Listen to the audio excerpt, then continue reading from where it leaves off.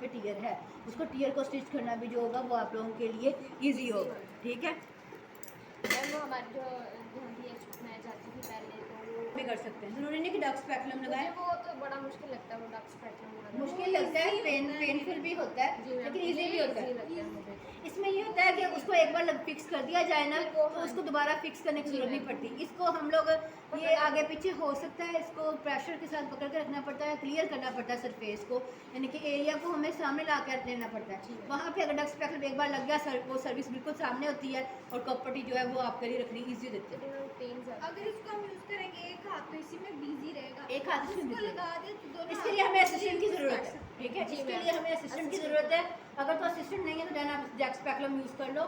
ठीक है, अगर तो आपके पास असिस्टेंट मौजूद है और वो आपको क्लियरली इसको यूज कर सकता है तो देन आप ये यूज कर लो। वरना किस शेप का वो डक्स पेप्लम होता है, डक की तरह बना डक की तरह उसका मुंह बना और पेचेस जैसे ये लॉक होता है वैसे वो वो भी लॉक इसका होता है। इस तरह मतलब इसका पेज हाँ, होता है, उसको टाइट कर तो देते वो हैं। फिर वो ऐसे बंद मुंह होता है उसका, ऐसे होता है, उसको इंसर्ट करके उसको जब ऐसे खोलते हैं ऐसे खुल जाता है और यहाँ पे उसका पेज होता है, उसको टाइट कर देते हैं, वो यहीं पे खुला रहता है। ठीक है, उसके साथ क्या होता है, सर्विस आपकी बिल्कुल क्लियर नजर आना शुरू हो जाती है। और जब सर्विस नजर आ जाएगी तो आपके सारे काम इजी हो जाएंगे। स्पेशली ये कॉपर्टी के लिए डक्स पेप्लम यूज़ किया जाता है, वैसे तो ये सिम्स पेप्लम भी हम यूज़ कर सकते हैं। ठीक हो गया, तो अच्छा और किस चीज़ की समझ में आई? हम लोगों ने कब करना है, हम लोगों ने एब्डोमिनल एग्जामिनेशन, ये बताओ एब्डोमिनल एग्जामिनेशन किन किन सूटों में हम लोगों ने करना है? जब हमें टाइम का पता नहीं होगा कितने वीक्स हो गए, कितने वीक्स हो गए हैं, हमारे पास स्कैन मौजूद नहीं है। ठीक है, जहरी बात है, आपको स्कैन पे हर चीज़ पता लग जाती है। अब स्कैन अगर नहीं है तो आपको कैसे पता लगेगा कि औरत को कितने वीक्स है? और कभी कभार जो औरतें होती हैं उनको अपनी लास्ट मेंस्ट्रुअल पीरियड का नहीं पता होता कि उनको लास्ट टाइम डेट कब आई है, और वो चांदनी फलानी वो इंडिया वो ऐसे बता देती हैं। ऐसे करती हैं।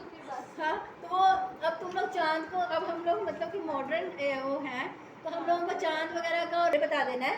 ठीक है, कि हम लोगों ने आपका एब्डोमिनल एग्जामिनेशन करना है, जस्ट उतना पार्ट हम लोगों ने इसका करना है कि जितना हम लोगों को एग्जामिनेशन की ज़रूरत है। ठीक है, बाकी हम लोगों ने ये शीट इसी तरह बिछानी है।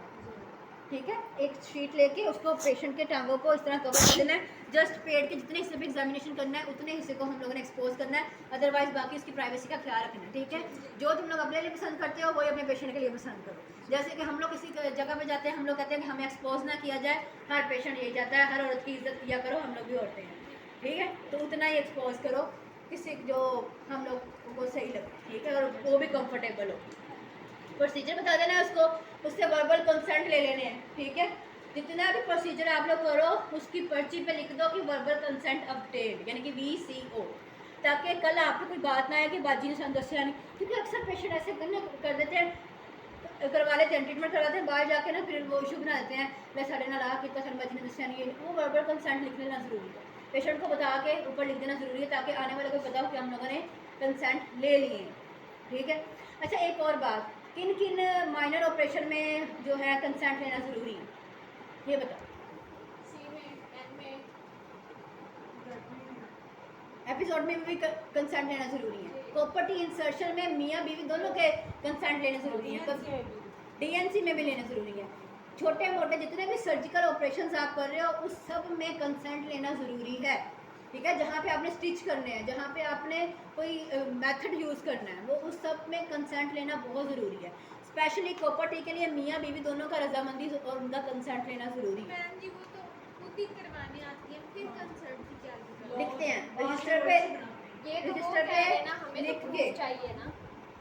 क्योंकि देखो मेरी बात सुनो, अक्सर औरतें बताती नहीं उनको प्रेगनेंसी थी, अब वो बता नहीं रही, वो अलहदा बात है, अब उसको भी नहीं पता, वो भी अलहदा बात है।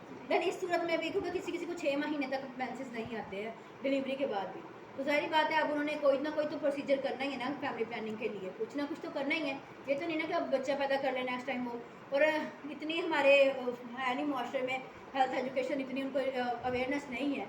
अक्सर औरतों को ऐसा होता है दूसरा तीसरा महीना उसको डिलीवरी का होता है, उसको फिर प्रेगनेंसी हो जाती है। तो अब तो इवन के अब तो यहाँ तक बात होती है कि उन्होंने बोला कि आफ्टर डिलीवरी आप विद इन 24 आवर्स प्रॉपर्टी कर